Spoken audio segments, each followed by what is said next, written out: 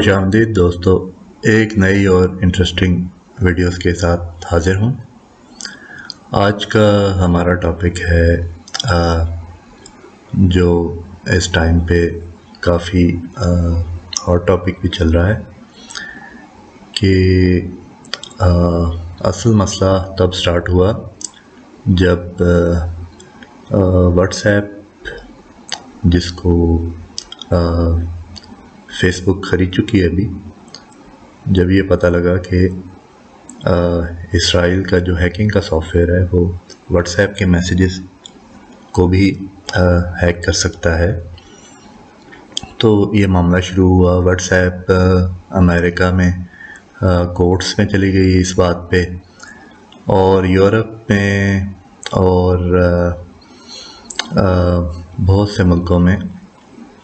اس بارے میں یہ شور اٹھنا شروع ہوا، کیونکہ اب پوری دنیا میں یہ اویئرنیس بڑھ رہی تھی کہ اسرائیل کی یہ کمپنیاں جو ہیں یہ بہت سے ملکوں کو یہ سافٹ ویئر اپنا بیچ رہی ہیں، جس کی وجہ سے خود یورپین ملک بھی جو ہیں وہ خطرے میں ہیں۔ اب اس کمپنی کو بنانے والے جو دو فاؤنڈرز تھے، ان میں سے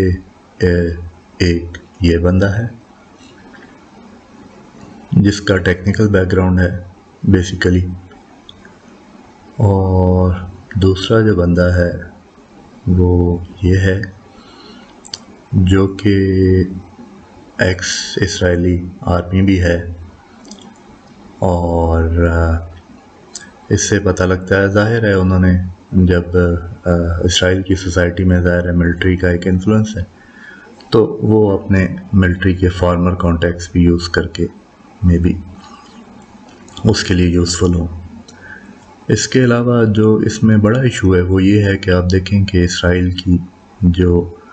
عام سیلز ہیں دنیا میں وہ بلینز آف ڈالرز میں ہیں، اور وہ اتنے تقریباً 40 ملکوں کو ہتھیار بیچ رہا ہے۔ تو اب اسرائیل کی جو سائبر ٹیکنالوجی ہے وہ بھی اس لیول پہ پہنچ گئی ہے کہ وہ اس کو بیچ سکیں، اور تقریباً 2011 سے ایسی خبریں آ رہی ہیں۔ یہ والا ایشو اس لیے زیادہ مشہور ہوا کیونکہ اس میں نارملی آپ کو پتہ ہے کہ ہیکنگ کے کیس میں آپ کے پاس کوئی شارٹ لنک آتا ہے تو آپ اس کو کلک کریں تو وہ ایکٹیویٹ ہوتا ہے، لیکن اب یہ سافٹ ویئر اس لیے زیادہ مشہور ہوا کہ اس میں کلک کرنے کی بھی ضرورت نہیں ہے، اس کو زیرو کلک اس لیے کہا جاتا ہے ویسے تو، لیکن ساتھ ہی ساتھ یہ بات بھی ہے کہ یہ بہت مہنگا سافٹ ویئر بھی ہے، یعنی کہ اس کو گورنمنٹس ہی افورڈ کر سکتی ہیں، اور جب اور اسرائیل اور اس کمپنی کا یہی کہنا ہے کہ ہم جو کلائنٹس ہیں ان کو بڑی اچھی طریقے سے ویٹ کرتے ہیں کہ مس یوز نہ ہو اس سافٹ ویئر کا۔ لیکن بہرحال جب یہ سافٹ ویئر یو اے ای کو بیچا گیا، اور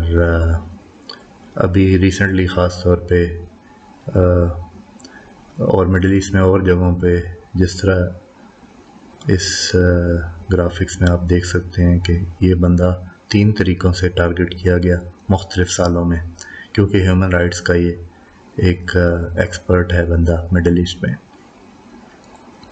تو ہائی لائٹ چیزیں تب ہونا شروع ہوئی جب آج سے چند سال پہلے الجزیرہ کے جرنلسٹ کو کچھ شک ہوا، اس نے اپنا موبائل فون جو ہے، یہ کینیڈا میں ایک لیب ہے سٹیزن لیب، اس کے حوالے کیا، اور اس سے پھر لنک نکلتا ہے۔ اس پہ الجزیرہ کی اسپیشل رپورٹ بھی موجود ہے، یوٹیوب پہ آپ دیکھ سکتے ہیں کہ اس سے پھر لنک نکلتے آئے کہ اس کو بنانے والا کون ہے۔ ظاہر ہے جب اینالائز کیا گیا موبائل فون کو تو جو ڈیٹا بھیجا جا رہا تھا وہ سرور جو ہیں وہ اسرائیل میں تھے، جس کا فون اگر ہیک ہوتا ہے اس کا ڈیٹا۔ تو جب اس پہ فوکس ہونا شروع ہوا میڈیا کا، تو مختلف جو بڑے نیو یارک ٹائمز ہو گیا، فرانس کے نیوز پیپر وغیرہ، انہوں نے سٹیزن لیب کے ساتھ مل کے آپ کہہ لیں کہ ایک ایسوسیشن سی ملا لی کہ اس تھریڈ پہ ہم نظر رکھیں، تو اس میں پھر بہت سی چیزیں سامنے آئی، جس میں یہ 50,000 ٹیلی فون نمبرز بھی تھے کہ جس میں انسیڈنٹلی عمران خان کا نمبر بھی موجود ہے، یعنی کہ ہر طرح کے پولیٹیکل اپوننٹس ہو جائیں، ایکٹیوسٹ ہو جائیں، سیاسی آپ کے اپوننٹس ہو جائیں،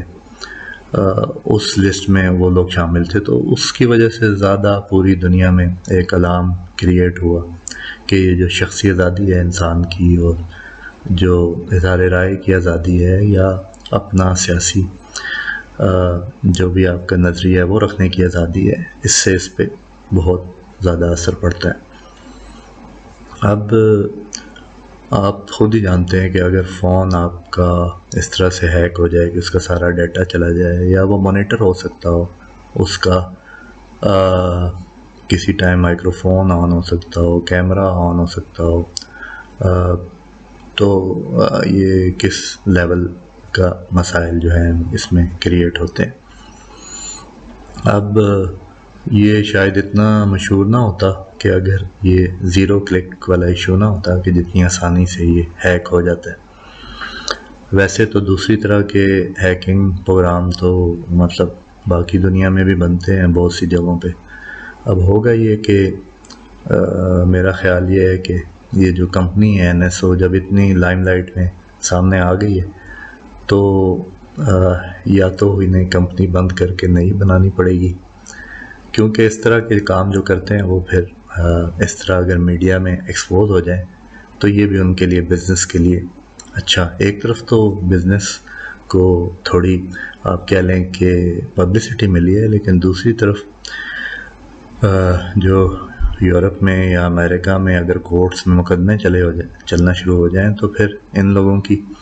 موبلٹی متاثر ہوتی ہے، جدھر جائیں گے ادھر پکڑے جانے کا چانس ہوگا. تو اس وجہ سے موسٹ پروبلی یہ کام تو ہوتا رہے گا، لیکن شاید یہی بندے تو کسی دوسرے نام سے کمپنی بنا لیں. تو اصل چیز تو اس کا مطلب ہے کہ ہیومن ریسورس ہوتی ہے کسی ملک کی. اب اسرائیل نے اس لیول پہ بنا دی ہے کہ وہ اس طرح کی پروڈکٹس جو ہیں وہ دنیا میں بھی بیچنے کے، اور گورنمنٹس بھی انٹرسٹڈ ہیں ان سے خریدنے میں اس طرح کے پروڈکٹس جو ہیں. اب جس طرح ہمارے لیے بھی یہ کنسرن کی بات شاید نہ ہوتی اتنی اگر یہ کہ انڈیا نے اس سافٹ ویئر کو نہ خریدا ہوتا، یا یہ ڈیٹا چاہے ان کا کسٹمر کوئی بھی ملک ہو، ڈیٹا سارا انہی اسرائیلی جو سرورز ہیں انہی کے تھرو وہ کلائنٹ کو دیتے ہیں. تو انفیکٹ آپ یہ کہہ لیں کہ دنیا بھر کی جو اس طرح کی اسپائنگ ہے وہ تھرو اسرائیل کے سرور جو ہے وہ روٹ ہوتی ہے، تو ظاہر ہے ان کو بھی ایکسیس ہے ساری اس چیز کی. اب جہاں تک یہ بات ہے کہ ایک عام بندے کو اس سے کوئی خطرہ ہے، تو ظاہر ہے ایک عام بندے کو تو کوئی خاص خطرہ نہیں ہے، کیونکہ اس کے موبائل پہ کوئی ایسا ڈیٹا، ایسی یوزفل انفارمیشن نہیں ہے. دوسرا یہ کہ یہ سافٹ ویئر بذات خود کافی مہنگا کام ہے. مطلب یہ کہ اگر کوئی اسٹیٹ اسے خریدے گی تو کوئی ہائی جو اس کے حساب سے اس کے ہائی پروفائل ٹارگٹ ہیں انہی کے خلاف اس کو یوز کرے گی. میڈیا میں تو شور اس لیے مچا کہ جب جرنلسٹ اور ایکٹیوسٹ جو ہوتے ہیں ان کے بھی فون نمبر وہ جو 50,000 نمبر نکالے گئے ہیں کہ لیک بیسیکلی کہتے ہیں ہوئے ہیں وہ 50,000 نمبر کے جو ٹارگٹ کیے گئے. تو جب اس میں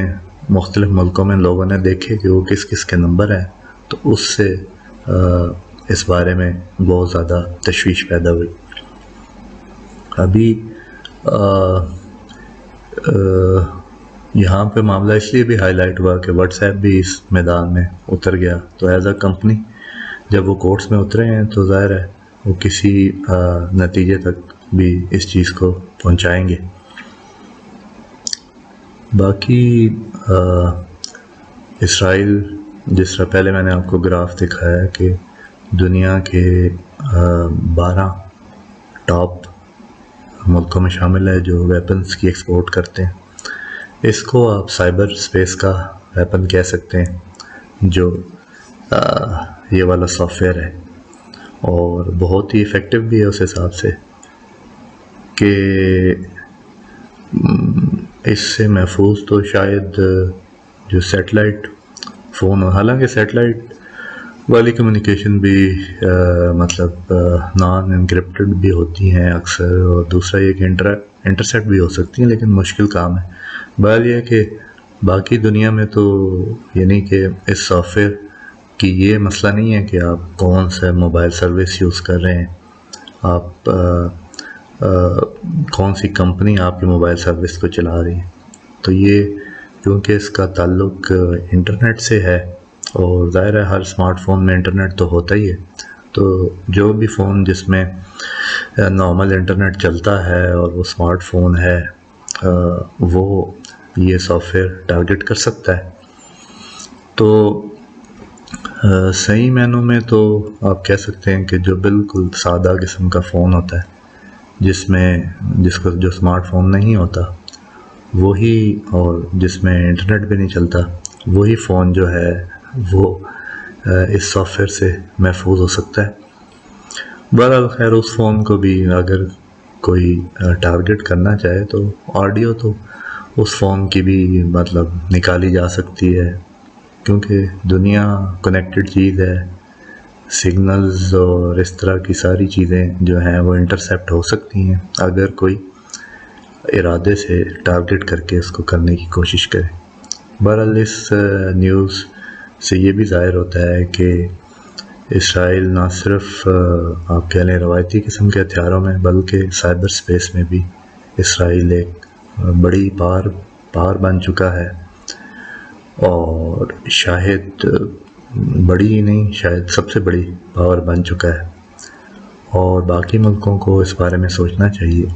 کہ ان کی نیشنل سیکیورٹی اس سے کیسے متاثر ہوتی ہے، اس کے سدباب کے لیے وہ کیا کر سکتے ہیں، اور اسپیسیفکلی اگر انڈین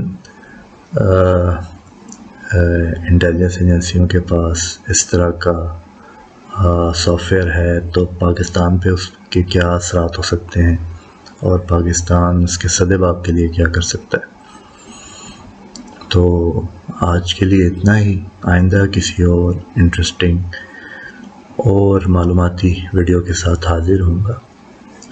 ٹیک کیئر، اور جیسا کہ آج کا دن ہے تو عید مبارک بھی آپ سب لوگوں کو۔ Take care, bye.